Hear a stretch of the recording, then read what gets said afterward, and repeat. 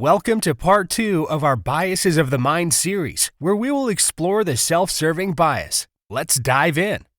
The self-serving bias is an error in our way of thinking that leads us to attributing positive events and successes to ourselves while blaming negative outcomes and experiences on external, unrelated factors. Basically, the self-serving bias is us choosing how to attribute the cause of an outcome based on what makes us look and feel the best. When things go as we have planned, we will happily take all the credit and attribute the success to our skills. But of course, when things don't play out as we have planned, we look to bad luck or even other people to carry out that blame for us.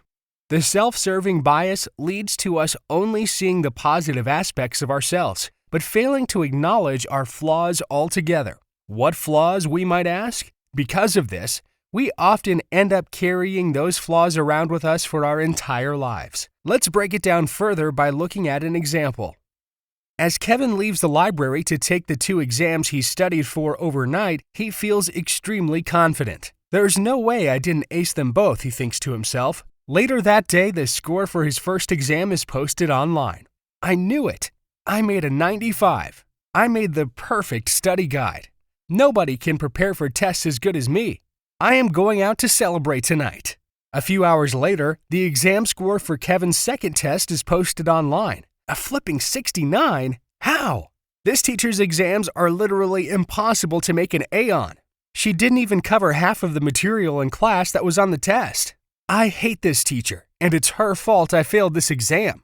As you can see, Kevin attributes his good grade to his studying skills, but he attributes his failing grade to the flaws of his professor.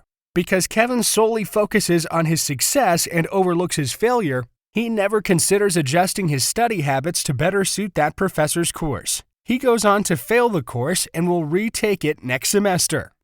Kevin's situation beautifully illuminates the horrible error in our thinking known as the self-serving bias. By blaming external factors for all of his failures, Kevin maintains his self-esteem.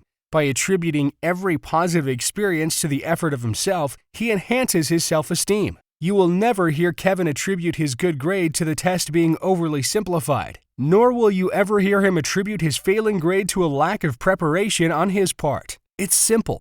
If something good happens to Kevin, Kevin made it happen for himself. If something bad happens to Kevin, someone else made it happen to him. Viewing the world or ourselves in this way is a surefire way for us to become indefinitely locked into our own patterns of thinking. It's important for us to take something away from the failures in our lives so that we can improve upon those parts of ourselves.